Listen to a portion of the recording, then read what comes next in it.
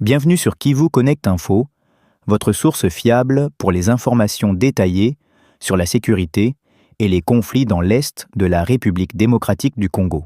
Aujourd'hui, le 21 mars 2026, nous vous présentons un reportage exclusif et approfondi sur les combats militaires en cours sur la RN5 et dans la plaine de Rusizi, près d'Uvira, où les forces armées de la RDC, les combattants du M23 et leurs alliés s'affrontent intensément.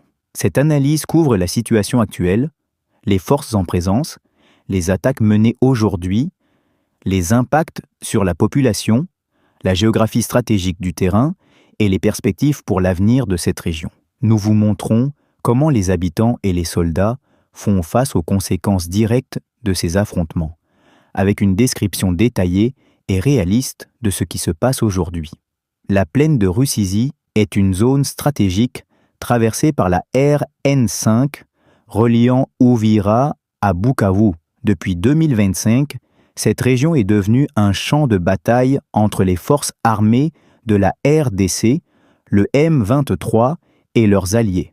Le 21 mars 2026, les affrontements se poursuivent le long de la RN5 avec des combats intenses impliquant des armes légères, des armes lourdes et des explosifs au sol. Les zones les plus touchées comprennent Kabunambo, Runingu, Biriba et Sange, où les deux parties cherchent à prendre ou à sécuriser des positions clés. Les forces gouvernementales, soutenues par des alliés, tentent de repousser les combattants du M23 pour protéger la population civile et limiter l'avancée des attaques. Le M23 affirme poursuivre ses objectifs, prétendant agir pour la protection des populations, tandis que les habitants sont contraints de fuir leur domicile et de chercher refuge dans les écoles, les lieux de culte ou chez des proches.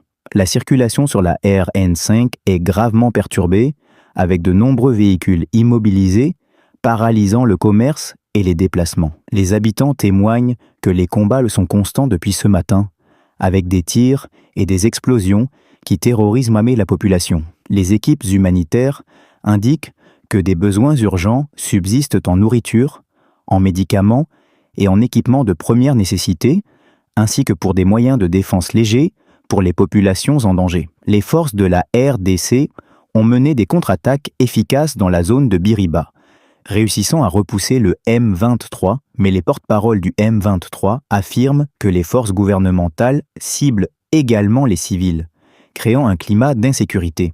Les analystes régionaux soulignent que ces affrontements ont des répercussions au-delà du Sud Kivu, menaçant la stabilité des pays voisins, comme le Rwanda et le Burundi.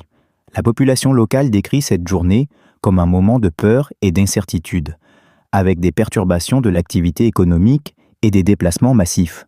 Les autorités provinciales insistent sur le droit des civils à recevoir une aide humanitaire, tout en demandant aux forces de respecter les lois de la guerre et de minimiser les dommages collatéraux. Les analystes notent que le contrôle de la RN5 était crucial pour le transport militaire et logistique et que les opérations menées aujourd'hui démontrent la complexité et la gravité de la situation. Les combats continuent d'affecter la vie quotidienne, l'économie et la sécurité des habitants, avec des impacts immédiats et potentiellement durables. Les forces de sécurité de la RDC appellent la population à suivre les consignes de sécurité et à coopérer avec les équipes humanitaires pour réduire les pertes humaines et matérielles, tandis que les combats se poursuivent dans cette région stratégique. L'instabilité persistante sur la RN5 et dans la plaine de Rusizi montre que la situation reste critique et nécessite une intervention coordonnée pour restaurer la paix et la sécurité. Le 21 mars 2026, les combats militaires sur la RN5 et dans la plaine de Rusizi près d'Uvira restent un problème majeur, affectant gravement la sécurité, la vie et le quotidien des populations. Les civils fuient, le commerce est interrompu et les routes sont devenues dangereuses. Cette zone de conflit continue d'être un point sensible, exigeant la coopération des autorités, des forces de sécurité et des partenaires internationaux pour rétablir la paix durable. Merci de rester avec nous sur Kivu Connect Info, où nous vous apportons des informations fiables, actuelles et pertinentes sur les conflits, la sécurité et la politique dans la RDC et la région.